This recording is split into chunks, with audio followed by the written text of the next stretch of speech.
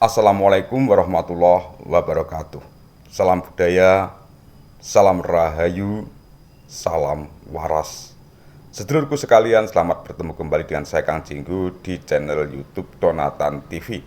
Kali ini kita akan menyajikan atau melanjutkan kisah kita tentang Kanjeng Sunan Gunung Jati.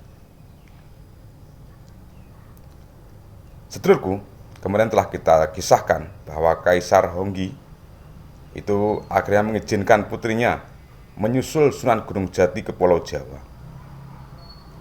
Putri Ongtin dibekali harta benda dan barang-barang berharga lainnya seperti bokor, guci emas, dan permata. Putri cantik itu pun dikawal oleh 3 orang pembesar kerajaan. Namanya adalah Pai Libang, seorang menteri negara, juga Li Guanchang dan Li Guanhin. Pai Libang adalah seorang murid. Pai Libang ini salah seorang murid dari Sunan Gunung Jati tatkala beliau berdakwah di negeri Cina. Dalam pelayaran ke Pulau Jawa, mereka singgah di Kadipaten Sriwijaya. Nah, bagaimana kisahnya ini? Mari kita simak, tapi sebelumnya saya ingatkan bagi panjenengan untuk kerso menekan tombol subscribe bagi yang belum subscribe. Dan bagi yang sudah subscribe, jangan lupa memberi like dan komentar. Sedangkan bila panjenengan anggap video ini bermanfaat, silahkan bagikan kepada sanak famili, kerabat, teman melalui akun media sosial yang panjenengan punyai.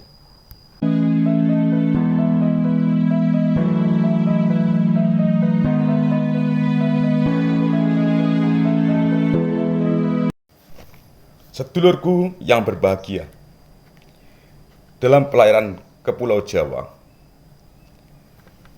Putri Ongtin dan 3 pembesar dari negeri Cina yang mengawal beliau ini singgah di Kadipaten Sriwijaya. Begitu mereka datang, para penduduk menyambutnya dengan meriah sekali. Mereka merasa heran, ada apa ini? Pai Libang bertanya kepada tetua masyarakat Sriwijaya. Tetua masyarakat balik bertanya, siapa yang bernama Pai Libang? Saya sendiri, jawab Pai Libang. Kontan Pai Libang digotong penduduk di atas tandu, dilulukan sebagai pemimpin besar, dibawa ke istana Kadipaten Sriwijaya.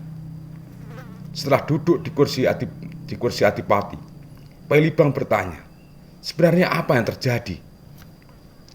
Tetua masyarakat itu menerangkan bahwa Adipati Aryo Damar selaku pemegang kekuasaan Sriwijaya telah meninggal dunia. Penduduk merasa bingung mencari penggantinya karena putra Aryo Damar sudah menetap di Pulau Jawa, yaitu Raden Fatah dan Raden Hasan. Dalam kebingungan itu muncullah Sunan Gunung Jati. Beliau berpesan bahwa sebentar lagi akan datang rombongan muridnya dari negeri Cina. Namanya Pai Libang. Muridnya itulah yang pantas menjadi pengganti Aryo Damar. Sebab muridnya itu adalah seorang menteri negara di negeri Cina. Setelah berpesan demikian, Sunan Gunung Jati meneruskan pelayarannya ke Pulau Jawa. Pai Libang memang muridnya. Dia semakin kagum kepada gurunya yang ternyata mengetahui sebelum kejadian. Tahu kalau dia bakal menyusul ke Pulau Jawa. Pai Libang tidak menolak keinginan gurunya. Dia bersedia menjadi Adipati Sriwijaya. Dalam pemerintahannya, Sriwijaya maju pesat sebagai kadipaten yang paling makmur dan aman. Setelah Pai Libang meninggal dunia, maka nama Kadipaten Sriwijaya diganti dengan nama Kadipaten Pai Libang. Dalam perkembangannya, karena proses pengucapan lidah orang Sriwijaya, maka lama-lama kelamaan Kadipaten itu lebih dikenal dengan sebutan Palembang hingga sekarang. Sementara itu, Putri Ongtin meneruskan pelayarannya hingga ke Pulau Jawa. Sampai di Cirebon, dia mencari Sunan Gunung Jati. Tapi Sunan Gunung Jati sedang berada di Luragung. Putri itu pun menyusul Sunan Gunung Jati. Pernikahannya antara Putri Ongtin dengan Sunan Gunung Jati terjadi di tahun 1481. Tapi sayang, pada tahun 1485 Putri Ongtin meninggal dunia. Maka jika panjenengan berkunjung ke makam Sunan Gunung Jati di Cirebon, janganlah Anda merasa heran, di sana banyak ornamen Cina dan nuansa-nuansa Cina lainnya. Memang ornamen dan barang-barang antik itu berasal dari negeri Cina.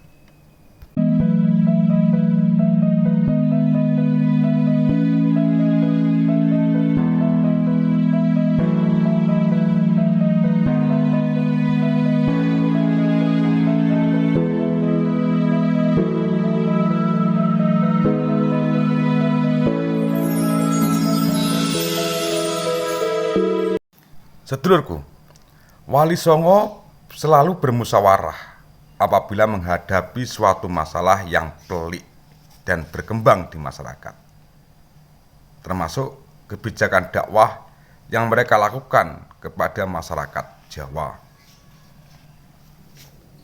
Mula-mula Sunan Ampel tidak setuju atas cara dakwah yang dilakukan Sunan Kalijogo dan Sunan Bonang. Namun Sunan Kudus mengajukan pendapatnya.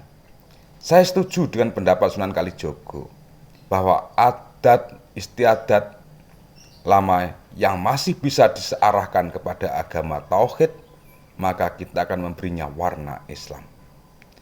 Sedang adat dan kepercayaan lama yang jelas-jelas menjurus ke arah kemusyrikan, kita tinggal sama sekali. Sebagai misal gamelan dan wayang kulit, kita bisa memberinya warna Islam sesuai dengan selera masyarakat. Adapun tentang kekhawatiran Kanjeng Sunan Ampel, saya mempunyai keyakinan bahwa di belakang hari akan ada orang yang menyempurnakannya. Adanya dua pendapat yang seakan bertentangan tersebut sebenarnya mengandung hikmah. Pendapat Sunan Kalijogo dan Sunan Kudus ada benarnya, yaitu agar agama Islam cepat diterima oleh orang Jawa. Dan ini lama-kelamaan yang dapat ditolerir Islam, maka penduduk Jawa banyak yang berbondong-bondong masuk agama Islam. Pada prinsipnya, mereka mau menerima Islam lebih dahulu, dan sedikit demi sedikit kemudian mereka akan diberi pengertian dan kebersihan tauhid dalam iman mereka.